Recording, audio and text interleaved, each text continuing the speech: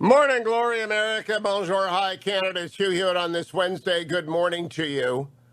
You already know the biggest news of yesterday. Derek Chauvin was convicted by the jury in about 10 hours of deliberation to find him guilty on all three charges: second-degree murder, third-degree murder, second-degree manslaughter. I had called it murder from the first day I saw the tape, and so it took a long time to get there, but I can't say I'm surprised. I can't say anyone is surprised, and I know there's a lot of coverage about it, but more of relief for the family of George Floyd than anything else. Still, some politicians said remarkably dumb things, Nancy Pelosi taking the lead. Here's what she said, cut number 17. Thank you, George Floyd, for sacrificing your life for justice, for being there to call out to your mom. How heartbreaking was that? Call All out right, for your that's mom. it. George Floyd was murdered. George Floyd was murdered. And Nancy Pelosi attempting to turn a murder into a political statement is, to me, just nuts. He was murdered. He did not make a statement. He did not sacrifice himself. He was murdered. Nancy Pelosi sometimes operates on a plane that I do not understand. I do understand Maxine Waters almost being censored yesterday. Not one Democrat voted to censor her before the verdict came back for encouraging violence in the aftermath of an innocent verdict, which wasn't going to come, but it was still unnecessary for Maxine to come. And she was playing with matches there. There might have been a technical reason the jury might have not convicted. I didn't see it, but I didn't follow the trial that closely, just headlines. Leader McConnell, Republican leader in the Senate, scolded Maxine Waters. Cut number 6. Well, look, one of the hallmarks of our system is people are entitled to a fair trial. Sometimes a fair trial is difficult to conduct under these kinds of circumstances, but it is certainly not helpful for a member of Congress and even the President of the United States to appear to be weighing in public while the jury is trying to sort through this significant case. They're entitled to a fair trial, and hopefully that's what will happen. I'm pretty sure the judge went to great lengths during voir dire to make sure people hadn't been polluted or had preconceived opinion. Now, I declare on this radio show, just like other people declared their opinion, that murder was involved from day one.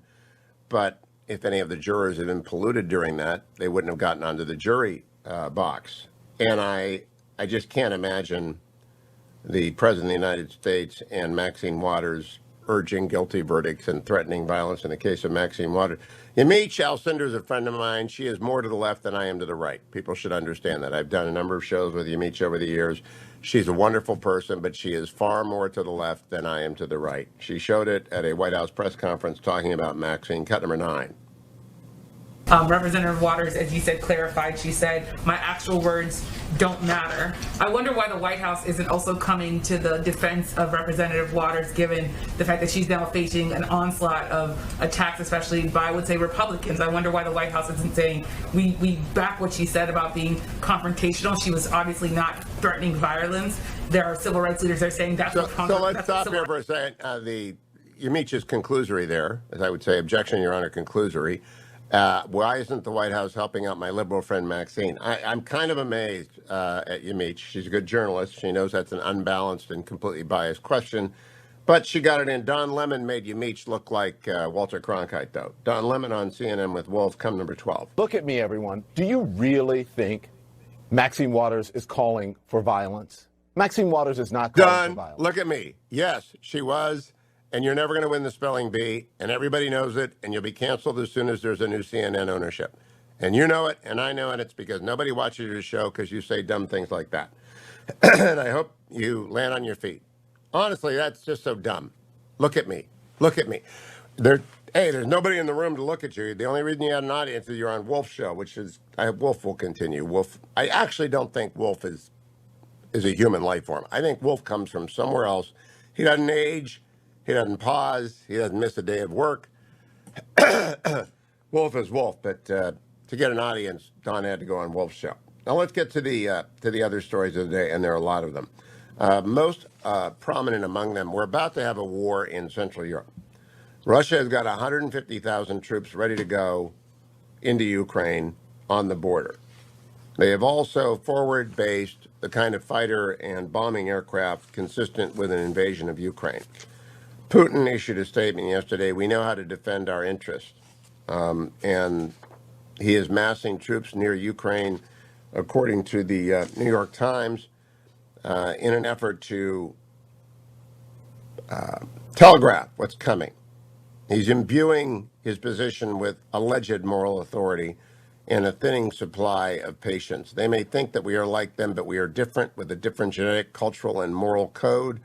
We know how to defend our interests. He's openly contemptuous of President Biden. And when this comes, the question is, what will the United States do? Now, the first thing that ought to happen is not a United States move. Germany ought to cancel immediately Nord Stream 2 and should announce it now if they want to stop the invasion of Ukraine. Just, if you invade Ukraine, Russia, Nord Stream 2 is over. We're ripping it out of the ground. You're not going to sell gas in Europe. And Angela Merkel, who's an appeaser, will probably not do that, but she should do that. And the United States should announce if you invade Ukraine, we're going to disintermediate every asset we can find of every oligarch and Putin everywhere in the world because of your gangster state. If you invade Ukraine a second time, now you did it under Obama and you've waited 4 years to do it again under Biden because you know they're both weak. But the Congress isn't weak and they can pass by overwhelming majorities disintermediation instructions. I asked Tom Cotton about it yesterday. We can do it and we ought to get it done. Now let me turn to two stories. There's a story in the Post this morning. I'm still a zero. Vaccine-resistant Republicans warn that their skepticism is worsening. 40% of Republicans have consistently told pollsters they're not planning to get vaccinated. Frank Luntz has done a focus group on Sunday over the Zoom, and the Zoom tells us that, I like to say that because some old people I now call it the Zoom, it's like the Borg, that they're not going to get, they don't care, they heard all sorts of focus group doctors, they're not going to do it for a variety of reasons, unknown long-term effects, baseless claims suggesting that the shots would change recipients' DNA. I've never even been able to track that one down. Okay, to my Republican friends and to everyone who hasn't gotten a vaccine who's not a Republican, let me give you one study that came out of Great Britain today. In a study of tens of thousands of people, of those who got the vaccine, only 32 were hospitalized. During the period of the study, same period of time, 74,000 people were admitted to the hospital with the virus who hadn't had the vaccine. So those are two different studies, but I want you to understand what that means. If you get the vaccine, you're not going to end up in a hospital. The odds are overwhelmingly against it. By the way, they're almost insignificant about Johnson & Johnson. And the Johnson & Johnson fiasco by the FDA and CDC is contributing to people's reluctance to get vaccinated. But only 32 people ended up in the hospital with COVID who had been vaccinated in all of Great Britain. 32 people. It's so rare. If you get the vaccine, you're not going to the hospital. That's an almost take it to the bank. Contrast that with 74,000 people who went to the hospital who didn't get the vaccine. Now, some of you had COVID, like Dwayne, and haven't had the vaccine. We have no guidance on that yet. When Dr. Fauci comes back, I'll ask him, or when someone comes forward with that, I would like to say that. But the overwhelming evidence is get the vaccine. Get the vaccine, get the vaccine. Any kind that is available to you. Now, I've got some friends who didn't get the vaccine, and if you are listening to me, please, I'm begging you, get the vaccine. I would prefer to have you around. Now, odds of dying are low. They're less than 2%, unless you are older and have a comorbidity, in which case they get higher. And I don't want my friends to die or anybody else to die. Go get the vaccine. It's like preventing death from COVID. I mean, you can still get hit by a car on your way to the vaccine center. I'm not saying that. You could be near the Dwayne Patterson off-ramp up there on the toll road in Orange County. You don't want to go down that. That could kill most people. Didn't kill Dwayne. But the vaccine will save your life. Meanwhile, when we come back, the Super League fell apart. Yesterday's big story. This is a triumph of the fan, so I'm going to cover it when we come back. Procter & Gamble is going to raise their prices in September. Inflation is coming. Simon & Schuster stood up to the woke people on their staff. They're going to publish Mike Pence's book, Good for Jonathan Karp, the head of Simon & Schuster. and much, much more. My number is 1-800-520-1234. 1-800-520-1234. What should we do when Ukraine invades? 1-800-520-1234. Connection to the Hugh Hewitt Show. Hewitt Show. And they are getting smashed by COVID right now. The largest city, Toronto, and neighboring Peel are both in the midst of third wave COVID-19 infections. On Tuesdays, they said they would order businesses to close if the outbreaks involving 5 or more people occur there for a minimum of 10 days. Across the country in Ontario, they've got crackdowns as well. It's really a smash up there. Way to go, Justin Trudeau. Been 15 months and they can't figure it out up in Canada. India, which has great infrastructure problems, had 2,000 dead yesterday from COVID. 2,000 deaths in a single day in India. The number increased by 295,000 over 24 hours. These are real numbers. India actually keeps track. We're not sure. Now they keep track. They did in the beginning. The United States never let in death. The United States never let in infections. It had to be one of the populous countries. Nobody was noticing it. China won't tell us. India will tell us, and that's the scale that they've got going on. And then we've got Japan on the edge of cracking down everywhere. They're supposed to have the Olympics in 2 months. Not sure that's going to happen. They've got considering crackdowns in Tokyo, et cetera. So it's a very, very grim situation on the virus front, except in the United States and Israel and the United Kingdom. But I go back to the message I gave you at the beginning of the show. The United Kingdom story in the Telegraph this morning is all you need to know about whether or not you're one of those. There is a focus group Frank Luntz has been running that shows a number of Republicans don't want to get it. And they've got some weird theory that it changes your DNA, which is simply not true. That's from the weird spot on the internet where all the lies go to metastasize. It does not change your DNA. It's perfectly safe. It's safer even than the Johnson & Johnson, which you can't get right now, which you should be able to get now. And although more than half of the United States adults have received at least one dose, more than 40% of Republicans, self-identifying Republicans, have consistently told pollsters they're not planning to be vaccinated. That's just nuts. That's crazy. And the reason that's crazy is because of the study out of Great Britain of people who received the vaccine, and that's hundreds of thousands, millions of people in Great Britain now. Only 32 people have been hospitalized. You do not get sick. I don't know who these 32 people are, but that's close to nil. You have very infinitesimal risk of getting COVID sickness if you get vaccinated. If you get vaccinated, you're going to be fine. If you don't get vaccinated, well, 74,000 people went to the hospital in the same period of time as the study of the 32 who were hospitalized among the vaccinated. So this is like Jupiter versus a crumb from your coffee cake. It is. It's like the universe versus your tiny bit of pizza crumb left on the plate last night. You've got to get vaccinated, people. You've just got to get vaccinated. It's not close, and it's crazy if you don't. They had a hearing yesterday about the smear Georgia campaign. Major League Baseball became a Democrat sport, a blue sport. Coke became a Democratic Coke. Don't drink Coke. If you're a Republican, they hate you, so don't buy their products. If you're a Republican, don't fly Delta. They hate you too, and Major League Baseball hates you, and I'm sorry to hear that. The Indians lost last night again to the White Sox. I'll watch it. I won't buy tickets. Won't fly Delta if I have any choice. Not going to drink any Coke products. But they had Stacey Abrams, who led the Smear Georgia campaign, in the Senate Judiciary Committee yesterday, and Tom Cotton had this exchange, cut number one. Ms. Abrams, I want to talk about your role in the decision by Major League Baseball to boycott the state of Georgia and move the All-Star Game at an estimated cost of $100 million in economic activity and thousands of jobs for Georgia's residents.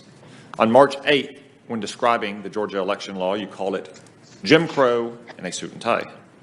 On March 10th, well before the Georgia election law was passed, you registered the website stopjimcrow2.com. On March 14th, you called the Georgia election bill a redux of Jim Crow. On March 25th, the bill passed into law. On March 31st, you wrote an op-ed in the USA Today about Georgia's law, and your first two words in that op-ed were, boycotts work. 2 days later, on April 2nd, Major League Baseball announced its boycott of Georgia. According to media reports in the days leading up to Major League Baseball's decision to pull the All-Star game from Georgia, you spoke with baseball executives, you described the law as Jim Crow 2.0, and you urged Major League Baseball to speak out. But after its decision to withdraw the game from Georgia, you conveniently claimed that you had strongly urged them not to boycott after the horse was out of the barn and the damage was already done. So, Ms. Abrams, in sum, you publicly attacked the Georgia law as Jim Crow no fewer than 10 times before Major League Baseball withdrew the game. You told corporations that boycotts work, and you told corporations that if they don't attack Georgia's law, quote, I cannot argue with an individual's choice to opt out for their competition. Thank you, Stacey Abrams, for destroying Georgia and forcing Major League Baseball into being a blue state. Ted Cruz added on to this, cut number 2. Ms. Abrams, it's been over 2 years, and you still refuse to concede that you lost the race for governor in Georgia in 2018. You have said that, quote, you do not concede that the process was proper, and that, quote, they stole it from the voters of Georgia. Yes or no, today, do you still maintain that the 2018 Georgia election was stolen? As I've always said, I acknowledged at the very beginning that Brian Kemp won under the rules that were in place. What I object to are rules that permitted thousands of Georgia voters to be denied their participation in this election or to have their votes cast out.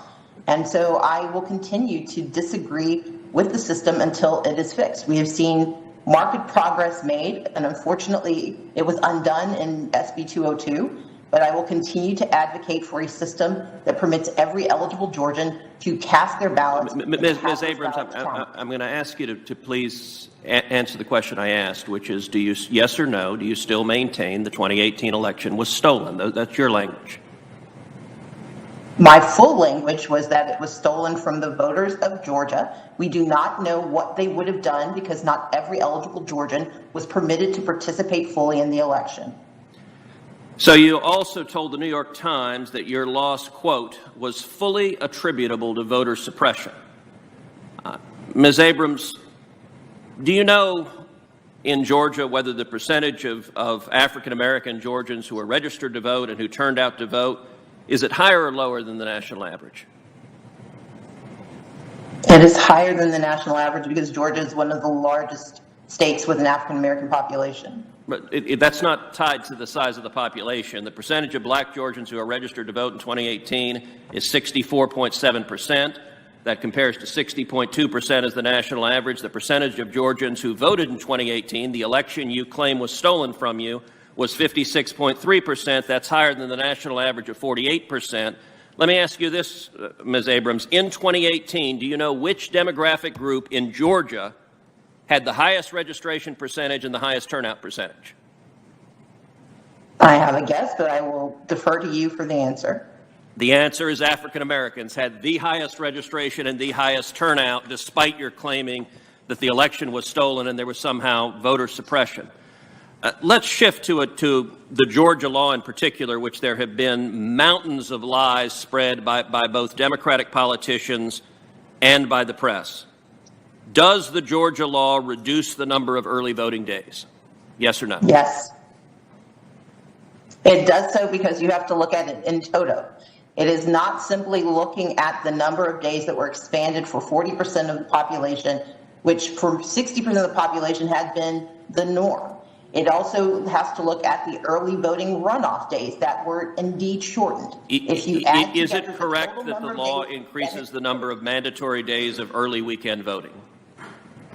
It is a partial answer to say that certain days were increased in certain counties that had not participated in the use of all of those days of elections. They had been optional, and most 60% of Georgians had been able to vote for those full number of days. 40% will now join, and that is a good thing. But at the exact same time, this same bill eliminates weeks of early voting during runoff elections and limits and allows the elimination of weekend voting. Do you believe that requiring an ID to vote suppresses votes? As I have said, written, testified, and have repeated today, I believe that voter identification is always appropriate. You should know who's voting. What I object to are the ways that we are narrowing and restricting who has access to the right to vote, and that has been a common and necessary complaint. As we noted in 2018, what happened to Native Americans in North Dakota who were denied the right to vote because they were required to have photo identification that included language and included perquisites that they were not entitled to demand. When we have narrowing of opportunities without expansion of access, that is absolutely wrong, and I will stand against it in Georgia and everywhere. During the 2020 election, did your organization, Fair Fight, collect ballots for voters? And if so, were the people collecting ballots for your organization paid? We did not collect ballots. We did not pay people to collect ballots. We sent to voters absentee ballot applications, as did the Secretary of State, as did a number of other organizations, because in the midst of a pandemic, we thought it was important for voters who may or may not have had information about what their rights were to ensure that they had the education and opportunity for engagement in our elections. So I want to be clear about your testimony to this committee. Your testimony is that your organization did not pay any person in the state of Georgia in 2020 to collect ballots for anybody else. No, sir. Okay, thank you.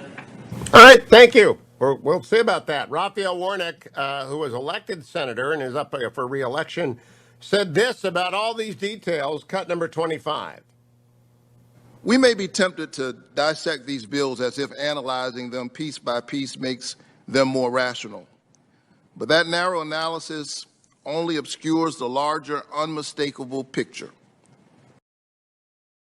That means don't look at the bill, don't read the bill, listen to my lies about the bill. Raphael Warnock and Stacey Abrams responsible for Georgia suffering devastating economic blows as a result of misinformation about a bill that they did not like. Ileana Johnson is joining me. She is going to talk about whether or not Ukraine is going to be invaded. But I wanted people to know I am coming to the injunction. I've been writing about it, and I promised you people I will do it. Good morning, Ileana. How are you? Good morning, Hugh. I'm great. How are you? Good. Did you know about this injunction in L.A.?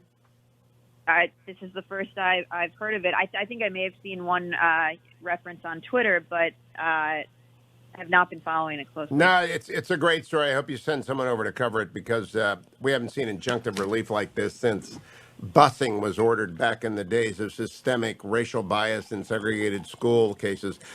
You're from Minneapolis. I am not surprised by what happened yesterday. Are you surprised by what happened yesterday? Not at all. And so why does the media then upset? I mean, it was a murder. I saw it. I called it. I think everyone who saw it knew that there was going to be at least manslaughter and probably a conviction. But we had 24/7 on it yesterday as though it was in doubt. Was it too much coverage? I don't think it was too much coverage. In a lot of ways, it was the first trial of the century, of the 21st century, in terms of all the attention paid. And I think your reference to the media coverage, media thrives from tension and opposition. So of course, they need to create some suspense around this. Not the best. Far from the best legal commentary I've seen from many in the press before the verdict. But that doesn't surprise me either. All right. So I'm not spending a lot of time on it because I don't want to credit people with thinking it was a close run deal. It was not a close run deal. Andy McCarthy did the best he could to come up with the possible explanation why a manslaughter verdict would come in as opposed to a second or third degree murder. But I very rarely comment on these things unless you're in the courtroom. You don't know. I just couldn't believe it. Let me turn to Ukraine. There are 150,000 Russian troops on the border. They have now forward staged combat aircraft and bombers. It looks like an invasion. What do you think Team Biden will do if it is an invasion?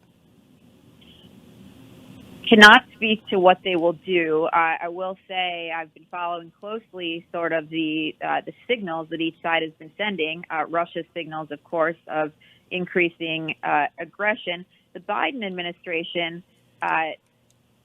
canceled the deployment of 2 warships to the region and slapped some relatively toothless sanctions on Russia. What I'm most interested in is we saw a report in Axios a couple of days ago that Putin had ordered the U.S. ambassador, the new U.S. ambassador, John Sullivan, there to leave the country, and he was sticking to his guns and was going to force Putin to escalate the situation before leaving. And not 2 or 3 hours later, the report was that Ambassador Sullivan is heading home to consult with his colleagues in the Biden administration.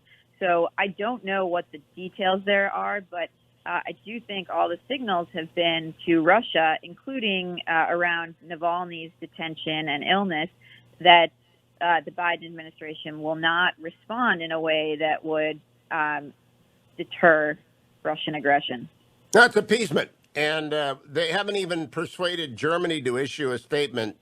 The most obvious sanction is the deconstruction of Nord Stream 2 and maybe Nord Stream 1, which is working, and cutting off Russian gas sales to Western Europe and doing so immediately, as well as forward deployment to Poland, the Baltic states, and any other NATO member bordering Russia or close to Russia of additional NATO troops out of Germany. I haven't seen anything like that, Eliana, and I think Putin is going to just roll over Biden and realize that the window is open for business.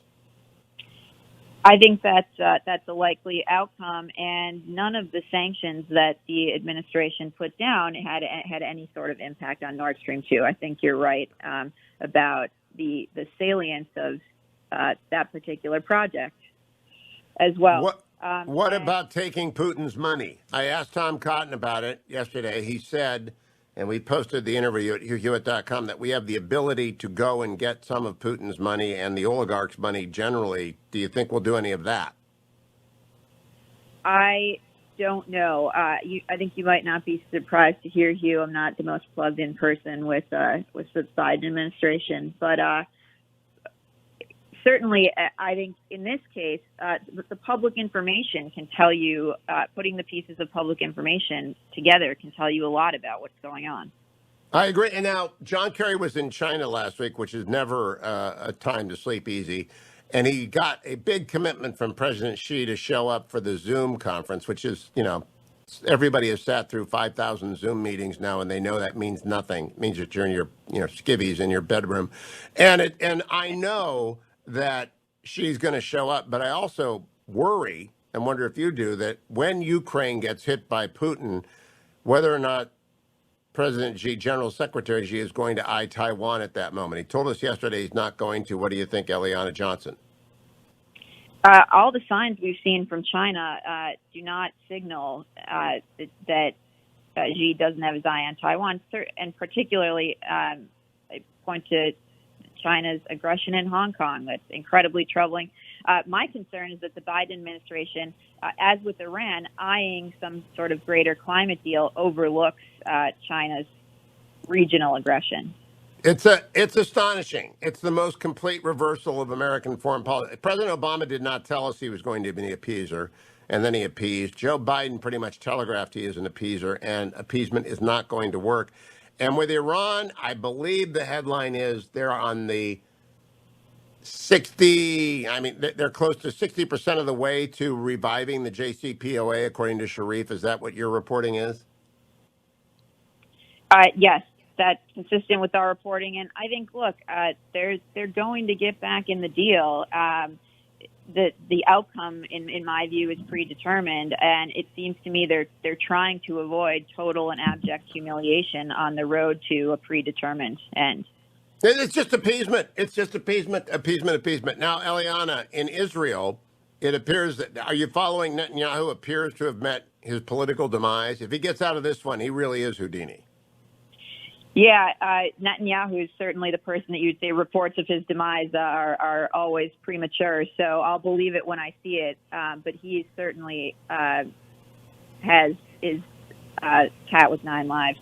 I know that he was going to rely on Ram, and last night I read every Israeli newspaper I could that said, look, Ram is saying that they might still play with Netanyahu, but it just seems to me that the ultra-Orthodox Zionists and there is an ultra-Orthodox Zionist camp, have said not now, not ever, never, in a way that can't be reversed. And what do you make? Do you know any of the personalities other than Netanyahu in Israel?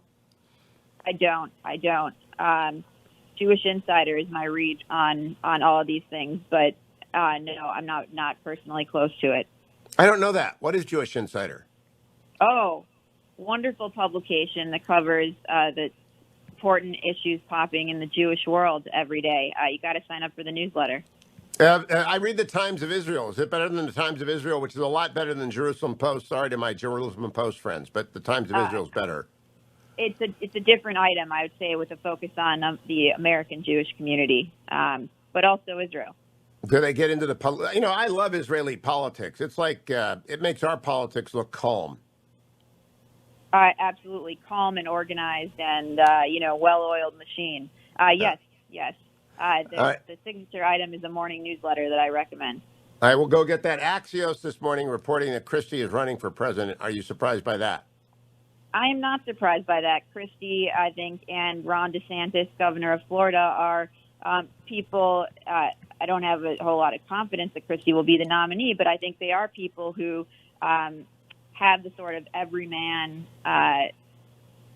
personality that and aggressiveness and sort of stature that I can see how they think that they could be the Trump successor. Yeah, the defining quality has got to be combativeness. And Christie, DeSantis, Cotton, Pompeo, and maybe Tim Scott in the top tier. Eliana Y. Johnson on Twitter, editor of Washington Free Beacon. Stay tuned, America.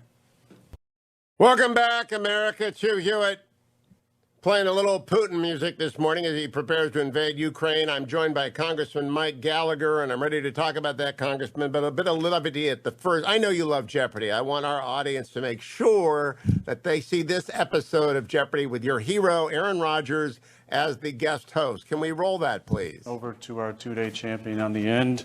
Scott, did you come up with the correct response? Who wanted to kick that field goal?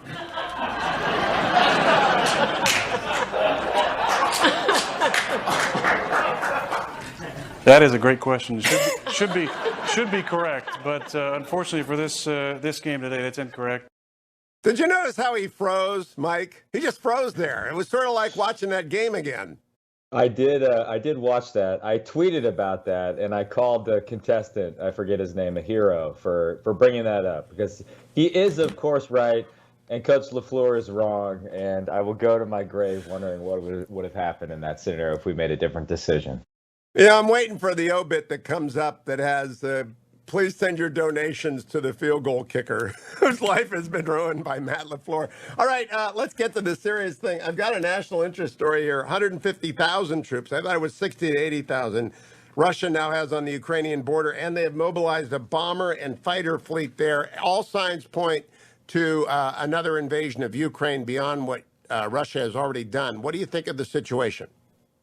Well, a couple of days ago in a hearing, I asked the commander of European Command what he rated as the likelihood of Russian invasion. And he said medium to low. But I have to tell you, I disagree with that assessment based on the open source imagery and reporting that I'm seeing, some of which you reference. This is the largest buildup since 2014, I believe. And if the Russians decide to invade, their current posture would only give us hours notice at a max. So questions we need to be asking the administration: how frequently are we communicating with the Ukrainians? How proactive are they being in terms of trying to deter deter Russia's forthcoming invasion? Does Putin feel this is a Georgia scenario where we have no appetite to intervene? And that is my biggest concern. If you start to add all these things up, whether it's the way the CCP lectured us in Alaska about racial politics in America, added to the unconditional surrender in Afghanistan, added to the continued Chinese buildup and harassment of Taiwan, all of these things start to equate to a climate of weakness, which our adversaries interpret as a climate of opportunity, a period of opportunity for them to make some incredible gains. And so we have to reestablish some credible deterrence ASAP. And perhaps the biggest thing we can do in Ukraine specifically is to get the javelins in play. As part of the sale of javelins, Ukraine had to store them in their western regions. We should move them to the front. The Biden administration should be rushing to push through additional sales ASAP because this could quickly get out of hand. Now, I am assuming an invasion is going to happen, in which case I'm assuming that Russia will win, given the overwhelming preponderance of force, even with the javelins that were intended to deter, not to defeat. When that happens, Germany, I believe, should suspend and deconstruct Nord Stream 1 and 2, and that we ought to forward deploy troops to every NATO country with a border and Russia, and there are, I believe, 5 of them. I could be wrong. What do you make of those two immediate responses? I agree completely. And I fear, our European allies just don't want another problem, right? Particularly Germany, he referenced, and France. And so I doubt we're going to get any help from our NATO allies on this. I would actually sanction the people close to Putin, which the recent round of sanctions did not do. It was pretty weak if you start to dig into it. You can move a military group of advisors out to the east of Ukraine. You can send a group of ships, not just one, into the Black Sea and keep them there where their Spy-1 radars can monitor the border. You can kill a variety of targets if need be. Also, I think critically, Russia shouldn't get a summit until they pull their troops back. In other words, they shouldn't be able to use their troops as a chit at a summit that they get some concession in return. So there's a lot of things we can do. But if this spirals, this is not amateur hour right now. And because we have to deal with this situation, at the same time, we're deterring the Chi-Coms from invading Taiwan, which, of course, Admiral Davidson said is likely within the next 6 years. I think it's likely within the next 3 years if we continue on our current course. Well, it seems to me that we have nothing we can do in Ukraine if Putin decides to go forward other than second-level sanctions, meaning forward deployments, disintermediation of assets. But we can deter Taiwan by sending the 7th Fleet to the Straits. That can happen. They could do that. They can send an unmistakable message of opposition to an invasion of Taiwan today. So that is not a lost cause. Ukraine would be a lost cause. And the question is, why does Putin fear Biden less than he fears Trump if Trump was allegedly a Soviet agent, a Russian agent? He doesn't. And this was probably the biggest media lie of the last 4 years. Notwithstanding some of the rhetoric that came out of the administration, if you actually examine the Trump administration's policy, it was quite tough on Russia. Just ask the Marines who were in eastern Syria that schwacked a bunch of Russian mercenaries. There was actual tough policy on the ground that the media did not give the administration credit for. We called out Russia for their cyber infiltration of our infrastructure, a variety of things. We repeatedly sanctioned the Russians. And I think Trump himself probably was feared more by Putin than the Biden administration is right now. And I know that there's a lot in the media who would disagree with that statement. But the fact is, Putin is playing to his domestic base. I think they have Duma elections in the fall. So he's trying to stir up that sort of patriotic, nationalist Russian base right now. I'm not sure he's going to be successful, but this is a very, very dangerous situation. Now, if you ask our good friend Jerry Hendricks what we could do, he would say you could take a page out of the Cold War playbook. We used to practice emergency movements of U.S. troops to Europe during the Cold War. They were called reforgers, return of forces to Europe. You could do something similar along with large economic sanctions. You could surge the army into the Baltics and Poland. You could get the Air Force into Ramstein, the Navy into the Black Sea and the High North. You force Germany to pull out of NS2 at a minimum. You plan to stay in Europe for a year. You also simultaneously surge to Taiwan as well because China may try something while we're distracted in Europe. This is the high stakes geopolitics we're playing right now. And I just fear we don't have the national will right now to stand up. And if America is seen to be weak, you can guarantee that every rogue state, every Salafi jihadist group is going to be testing our limits because it's not just Russia and China. It's also Iran. It's North Korea. We still have terrorist groups that want to destroy us and our way of life. The world is a very dangerous place right now, and it requires American strength in order to make it less dangerous. Again, this is not amateur hour. This is very dangerous. Now, going back to your days as a Marine intel person, and you're on House Armed Services, I don't know what kind of information they give you. Do we know what Russia is going to do? Do we have the capabilities to actually intercept their military orders, and we know what they're going to do before they do it?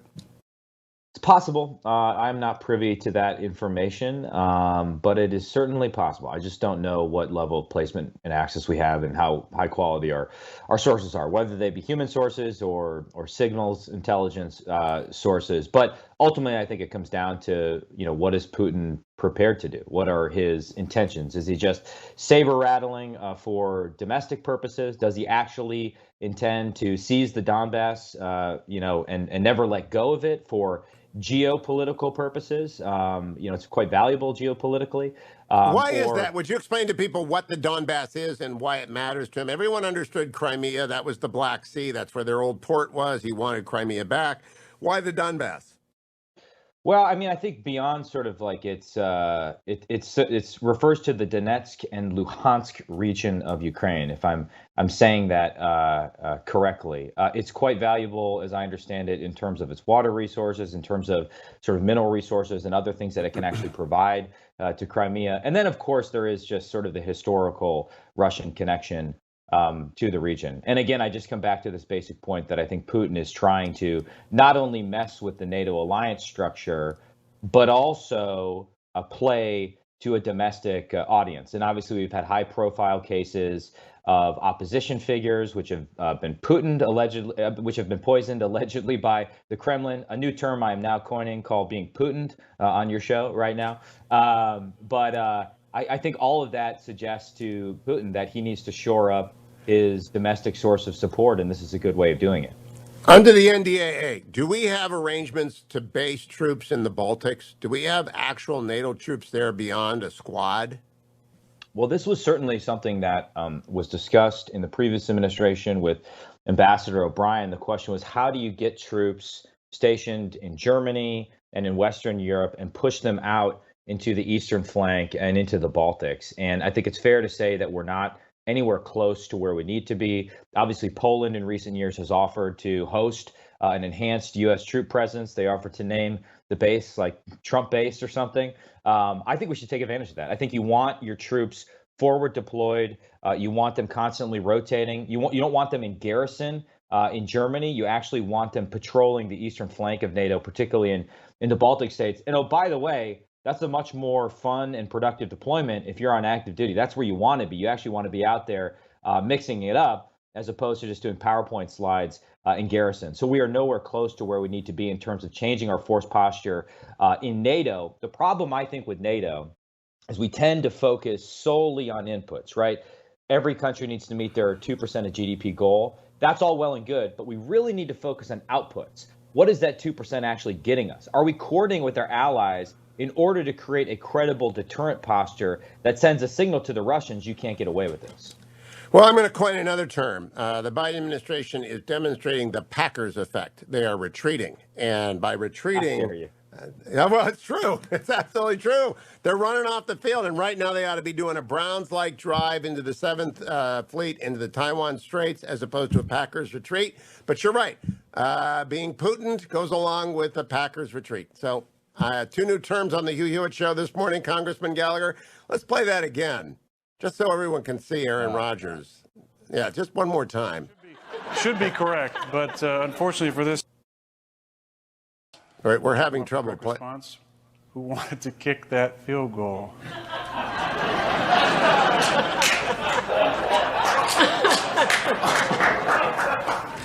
That is a great question.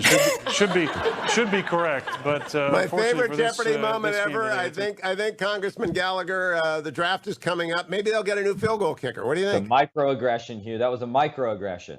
Microaggression. I know you're very, very touchy. All right, Congressman, be well. Follow him at Rep Gallagher on Twitter. Follow me to the next segment, America. Welcome back, America. It's Hugh Hewitt. This is a remarkable period of time for religious liberty cases, and Alliance Defending Freedom is out there on the front line.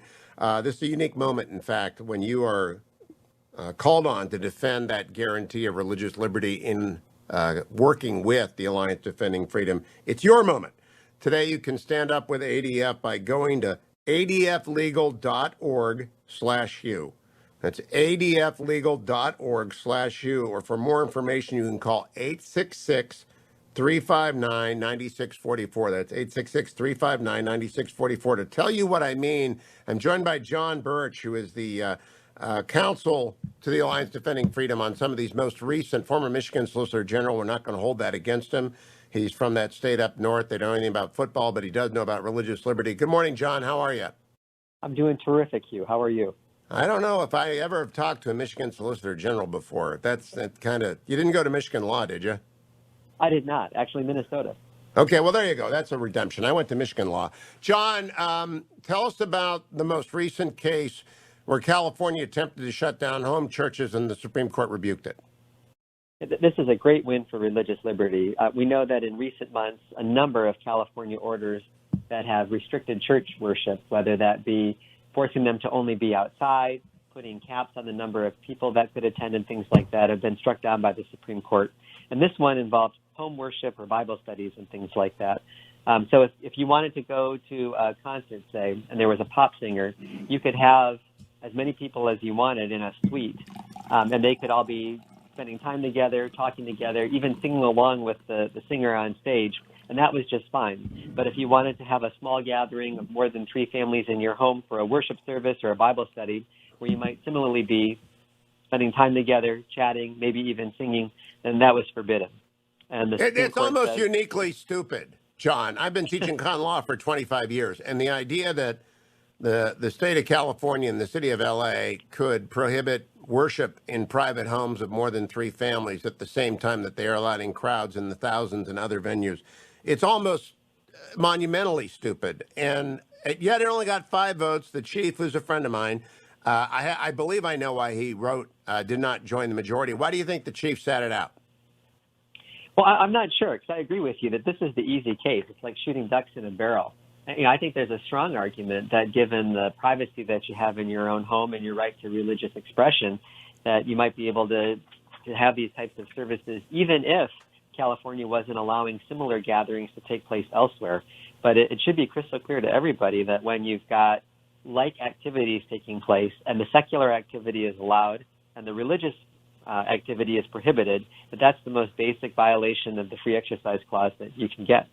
It is the most obvious violation. That's why I think the Chief Justice was arguing that it was either moot or not yet ripe, which is a little bit difficult thing to argue at both points. But he was arguing it's an emergency situation, it's too fluid, and he stayed away from the 3 liberals and their reasoning. My question is now, John, given the number and string of defeats suffered by the opponents of religious liberty, will they leave people alone in their homes now, whether it's Michigan or California or any other overreaching state? Have they gotten the message that this court, these 5, will strike it down if they treat faith-based expressions of activity differently than they do other secular activity?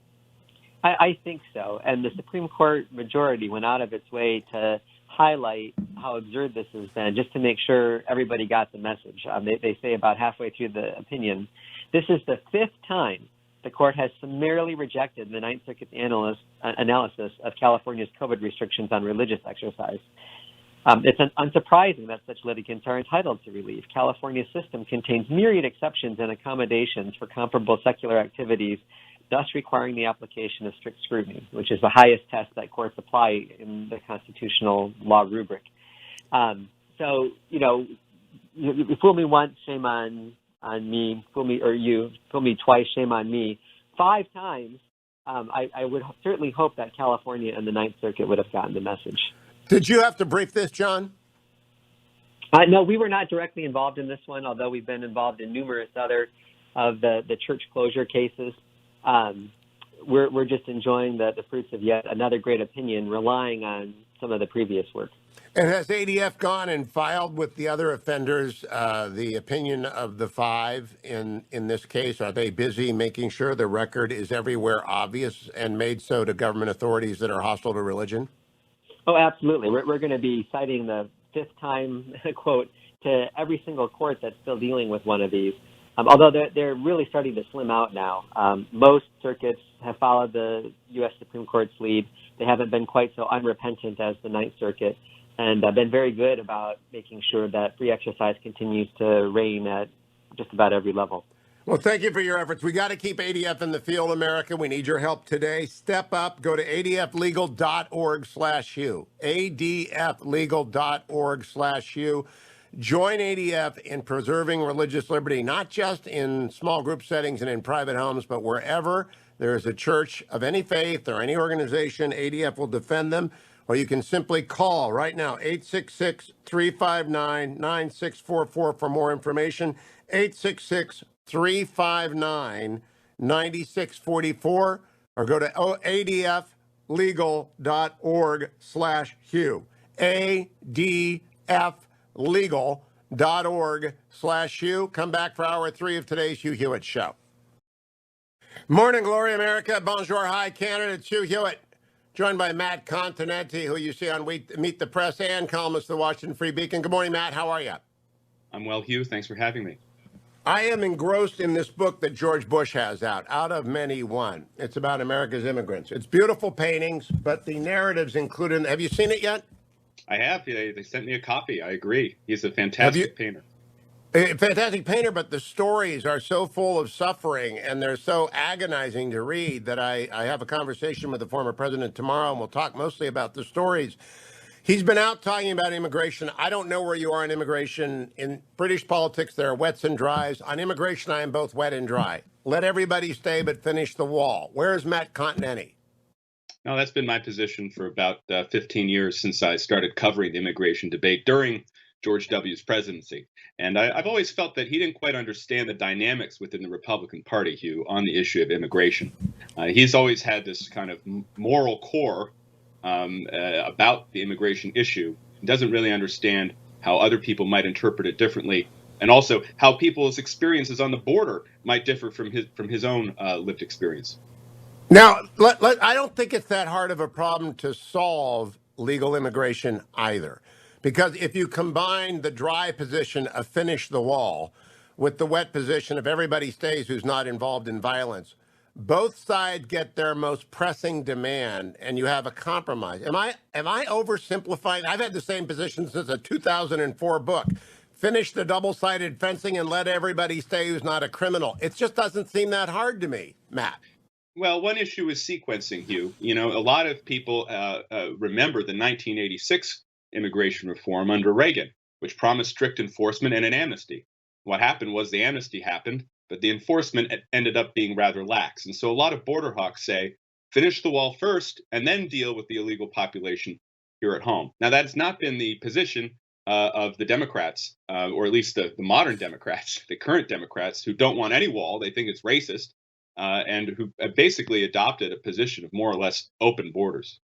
They have, and we have to get them off that position because that will not fly. But I don't think the sequencing is that hard either. I mean, if I were king of the forest, not queen, not duke, not earl, I would say finish the wall and provisional purple cards for 3 years. And if the wall isn't finished, the purple cards are revoked.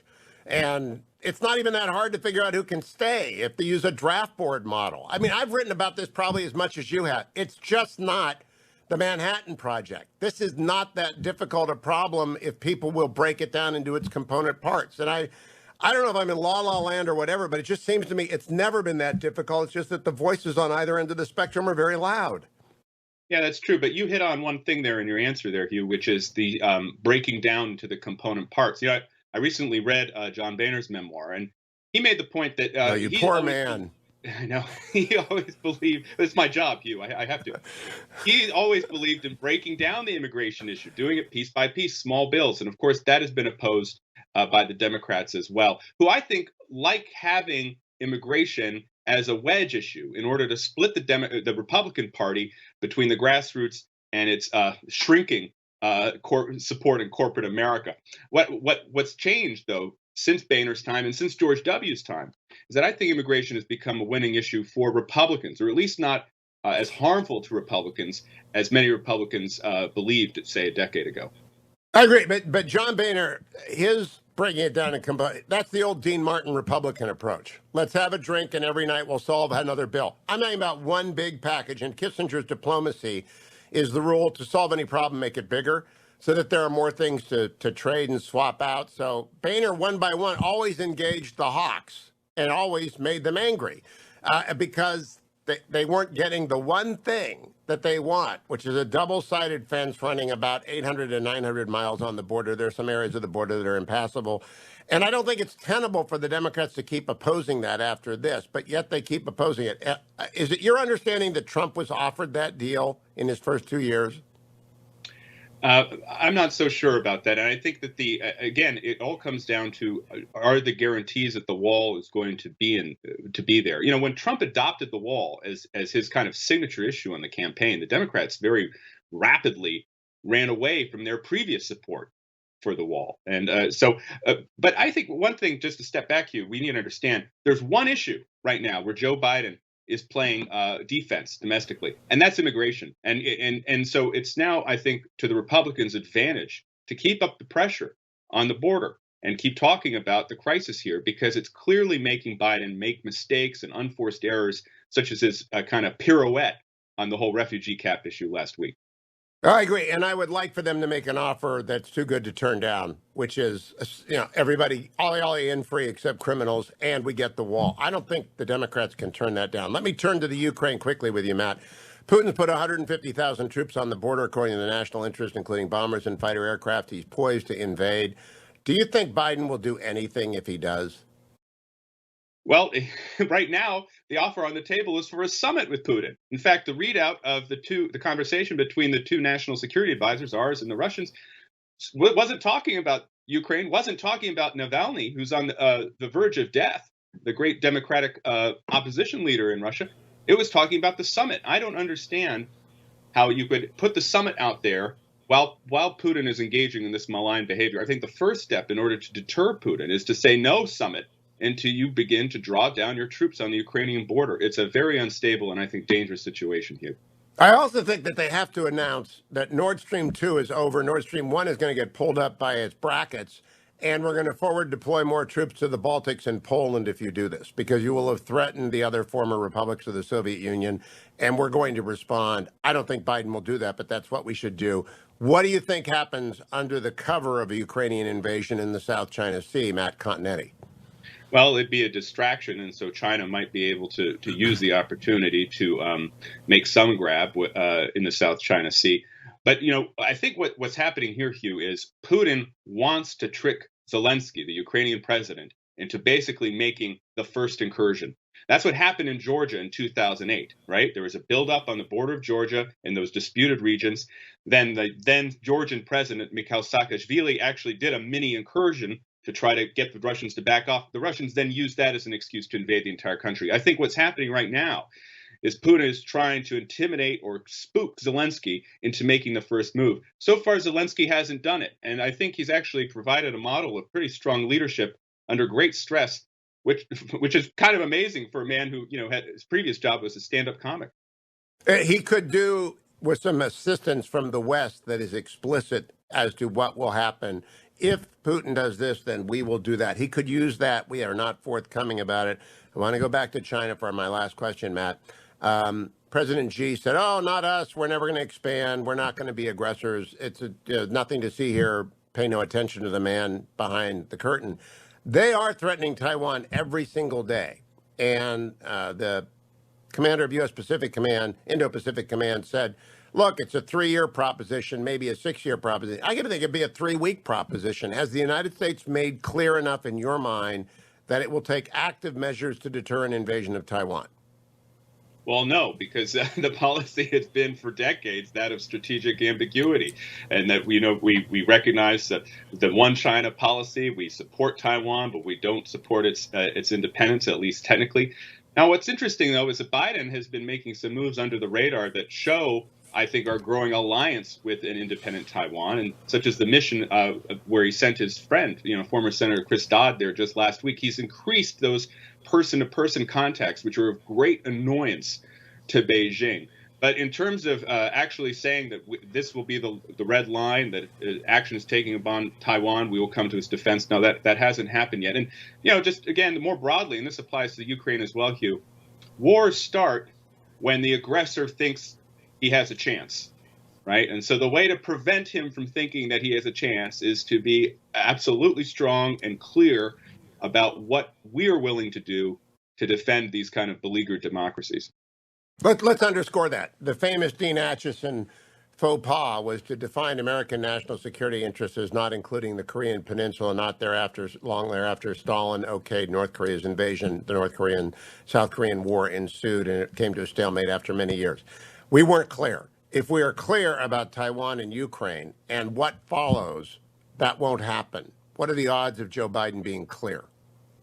Not great. I mean, again, just look at that summit issue. I think the first step right now is to say there will be no summit as long as this buildup on the Ukrainian border continues, and as long as Alexei Navalny is close to death in a Russian prison hospital. I mean, that there needs to be clear demands. Right now, Biden is willing to give away the store for very little, and I think we see that not just in Russia. We also see it in Iran.